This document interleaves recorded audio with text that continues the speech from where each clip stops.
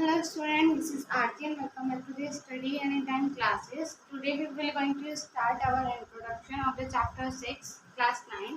शुरू की इसके दो पार्ट हम कंप्लीट कर चुके हैं. ये हमारा पार्ट 3 है. अभी हमारा लास्ट इंट्रोडक्शन वीडियो होगा. ठीक है, इस वाले इंट्रोडक्शन में बेसिक इंट्रोडक्शन हम सारा कर चुके हैं. अब इसमें बस हम लास्ट अपने एग्जाम्स और थ्योरम्स करने वाले हैं जो कि कुछ क्वेश्चंस में गिवन है. चैप्टर में गिवन है. तो एक्सियम 6.1 हमें क्या कहता है कि इफ अ रे स्टैंड ऑन अ लाइन, यानी क्या है कि अगर कोई एक रे किसी लाइन पर स्टैंड करते हैं, यानी कि अगर हमने मान लिया कि एक लाइन ये हमारे पास इस तरीके से है. ठीक है, लाइन को हमने नाम दे दिया कुछ भी P एंड Q. ठीक है, अगर कोई लाइन इस तरीके से है और उसके ऊपर कोई एक रे जा रही है, वो किसी भी डायरेक्शन में हो सकती है, किसी भी तरीके से हो सकती है. ऐसी भी हो सकती है, आप स्ट्रेट भी ले सकते हो या किसी भी डायरेक्शन ले सकते हो.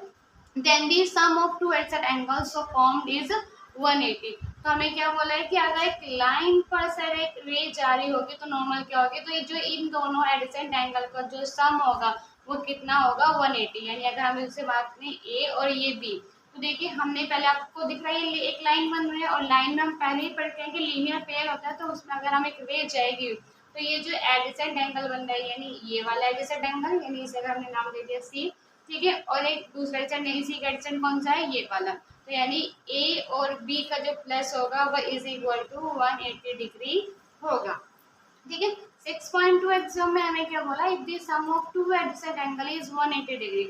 अगर किन्हीं दो एडजेसेंट एंगल का सम 180 डिग्री, तो इसे वही वाली बात, अगर मान लो इस तरीके से मेरे पास एक एंगल था. ठीक है, ये था हमारे पास 60 डिग्री का, और अब एक इसी तरीके से यहाँ पे लेके यहाँ तक ये है हमारे पास 120 डिग्री का. ठीक है, हमने जो फिर से वही मानो पी क्यू और हमने इसको आर नाम दे दिया. तो हमसे क्या बोला कि if the sum of two adjacent angle, तो अगर इन दो एडजेसेंट एंगल का सम अगर 180 डिग्री है, तो देखो इसको और इसको प्लस करेंगे तो 180 होगा. तो then the non common arm of the angles form a line. तो इसका मतलब क्या है, जोन सी नॉन कॉमन यानी जो आर्म हमारे कॉमन नहीं होंगे वो क्या होंगी, एक लाइन बना रही होंगी. देखो कॉमन आर्म तो हमारी है, बट नॉन कॉमन आर्म कौन सी, ये वाली और ये वाली. तो ये दोनों मिलकर क्या बनाएंगे, हमारे एक लाइन को बनाएंगे, यानी सेम इसी का अपोजिट बोल दिया. चलते हैं हमारे नेक्स्ट एक्सियोम पे.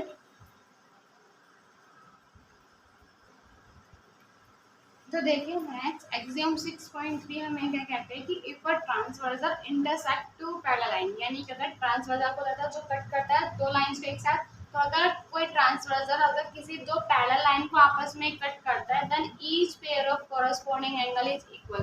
तो जो भी हमारे जितने भी पेयर बनते हैं कोरस्पॉन्डिंग एंगल के वो सारे बराबर थे. कोरस्पॉन्डिंग एंगल कौन से थे, अभी पीछे पार्ट 2 में हम करके आए हैं कि जो ये इस लाइन के ठीक ऊपर वाला है और इसका भी ऊपर वाला है, यानी क्या जो हमारा एंगल 1 होगा वो एंगल 5 के इक्वल होगा. एंगल जो 2 है दिस साइड का ऊपर वाला और दिस साइड का एंगल 6 के इक्वल होगा. एंगल 4 इक्वल होगा हमारे एंगल 8 के, और जो एंगल 3 है वो इक्वल होगा हमारे एंगल 7 के, यानी नीचे वाला तो इसका भी नीचे वाला. तो ये होते हैं हमारे कोरस्पॉन्डिंग एंगल. ठीक है, तो क्या बोला कि अगर पैरेलल लाइन होंगे ट्रांसवर्सल जा रहा होगा, ट्रांसवर्सल कट करेगा, तो इसका मतलब क्या है कि सारे के सारे जितने भी कोरस्पॉन्डिंग एंगल होंगे वो सारे क्या होंगे, आपस में इक्वल होंगे.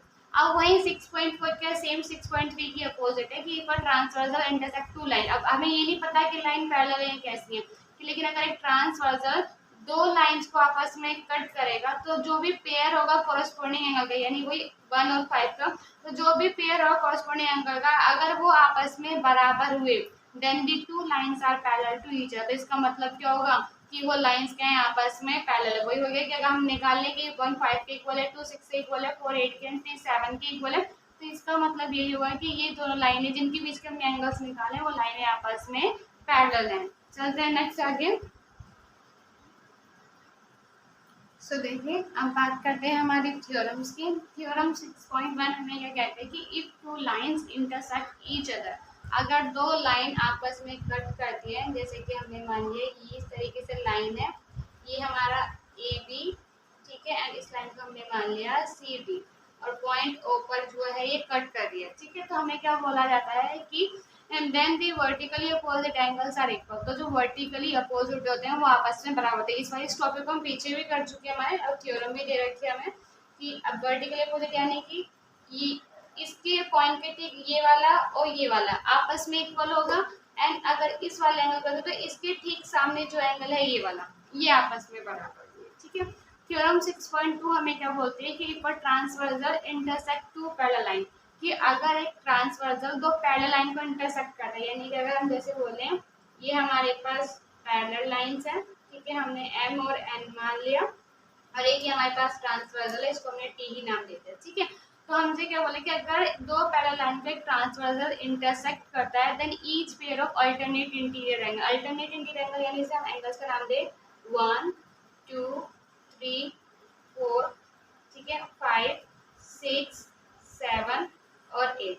अब यानी अब देखिए इंटीरियर एंगल तो हमें पता था कि इंटीरियर एंगल कौन सा है, ये 4 3 6 एंड 5 तो हमारे इंटीरियर, लेकिन अल्टरनेट इंटीरियर का मतलब क्या होता है कि 4 है तो एंगल 4 और एंगल 6 ये आपस में अल्टरनेट इंटीरियर है, और जो एंगल 3 है वो एंगल 5 के अल्टरनेट है। ये सब कुछ अभी हम करके आ चुके हैं, पीछे पार्ट 2 के लास्ट में हमने यही करा था पैरेलल लाइंस के बारे में। ठीक है, अभी हमें क्या बोला है कि अगर ट्रांसवर्सल इंटरसेक्ट करती हैं दो पैरेलल लाइंस को, ठीक है, और जो each pair of alternate interior होता है, तो ये जो दोनों पेयर है हमारे अल्टरनेट इंटीरियर एंगल से ये क्या होते हैं, इक्वल होते हैं। यानी अगर हम बात करें तो एंगल 4 एंगल 6 के बराबर होता है और 3 5, यानी ये इसके बराबर होगा, ये वाला इसके बराबर होता है। अब 6.3 ठीक इसी के अपोजिट बोलिए कि if a transversal intersect two lines, इस बार लाइन नहीं पता हमें पैरेलल है नहीं है, कि अगर एक ट्रांसवर्सल किन्हीं दो लाइन को आपस में इंटरसेक्ट करता है एंड इस तरह से करता है कि such that a pair of alternate interior angle, और कि अगर हम उसके अल्टरनेट इंटीरियर एंगल्स का पेयर निकालें और अगर वो आपस में इक्वल हो, जैसे कि 4 6 इक्वल निकली और 3 5 इक्वल निकली, तो हम कह सकते हैं कि then two lines are equal, तो हम बोल सकते हैं कि वो लाइन क्या है, आपस में इक्वल है, सॉरी इक्वल यानी पैरेलल है।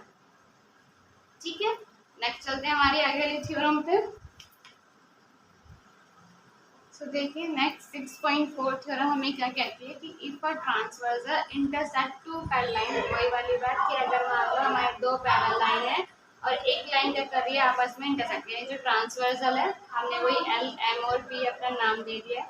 ठीक है, इनके नाम एंगल से देते हैं 1 2 3 4 5 6 7 8। ठीक है, अब हमसे क्या बोला है यहाँ पे कि अगर if a transversal intersect two parallel line, कि अगर एक ट्रांसवर्सल दो लाइंस को आपस पैरेलल लाइन को इंटरसेक्ट कर रहा है तो क्या बोलते हैं then each pair of interior angle. ठीक है, तो जितने भी इंटीरियर एंगल का पेयर होगा, देखो इंटीरियर एंगल हमारे पास कौन कौन से 4 3 एंड 5 6। ठीक है, on same side, same side का मतलब क्या है, दिस साइड में 4 और 5 है और दिस साइड में कौन है 3 एंड 6 है। ठीक है, same side of the transversal is supplementary, तो जो भी सेम साइड होते हैं यानी एंगल 4 और एंगल 5 एक साइड है तो इनका सम कितना होगा, सप्लीमेंट्री, सप्लीमेंट्री यानी कि 180 डिग्री होगा, और जैसे एंगल 3 और 6 एक साइड है तो उन दोनों का भी सम कितना होगा 180 डिग्री।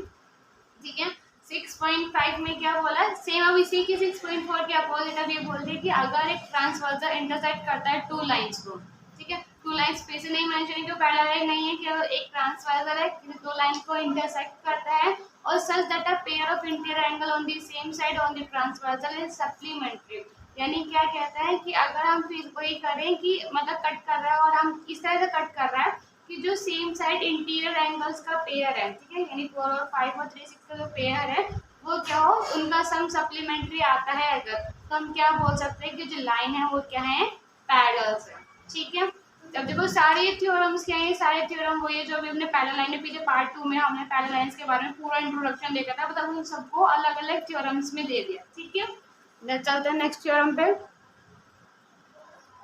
तो देखिए नेक्स्ट हमारे थ्योरम है 6.6 में क्या बोलते हैं कि line which are parallel to the same line are parallel to each other. अब इसका मतलब क्या, अगर जैसे हमने मान लिया कि हमारे पास एक लाइन थी ए बी, ठीक है, इसी के पैरेलल में एक लाइन है हमारे पास सी डी, तो हम इसको क्या लिखेंगे कि जो ए बी है वो पैरेलल है हमारे पास सी डी के। ठीक है, लेकिन अब वही एक और लाइन हमें बोल दी जो कि है जे के हमने बोल दी। ठीक है, अब जे के क्या बोला है कि जे के हमारे कि सी डी के पैरेलल है जे के। ठीक है, तब इस कंडीशन में हम क्या बोल सकते हैं, जब देखो ए बी क्या है सी डी के पैरेलल है और जो सी डी क्या है हमारे पास जे के पैरेलल है, तो इस कंडीशन में आपको साफ साफ दिख रहा है कि सी डी और सी डी दोनों है, तो हम यहाँ पे क्या बोल सकते हैं कि जो जे के होगी वो ए बी के भी पैरेलल होगी, यानी जे के जो होगी वो ए बी के भी पैरेलल होगी। यानी लाइन हमें क्या कहते हैं कि अगर कोई दो लाइन अगर आपस में पैरेलल है और तीसरी अगर मुझे किसी एक के पैरेलल था, हम बोल सकते हैं कि वो अनदर के भी तीनों ही आपस में पैरेलल होंगे। ठीक है, ये लास्ट थ्योरम थी। वैसे तो थ्योरम हमारी इसमें पहले और भी थी, बट ये 2023 और 24 के सेशन में क्या है, कुछ थ्योरम्स हमारी हटा दी गई हैं, जैसे कि हमारी सम प्रॉपर्टी हो गई, एक्सटीरियर एंगल प्रॉपर्टीज का उसका थ्योरम हो गया। ठीक है, तो वो हमारे सिलेबस से आउट हो चुकी है। तो यहीं पे हमारा इंट्रोडक्शन कंप्लीट होता है। अब 6.1 स्टार्ट करेंगे हमारे नेक्स्ट वीडियो में। तब तक के लिए बाय बाय। अगर वीडियो अच्छी लगी हो, समझ में आया, तो please like and share the video and also subscribe the channel.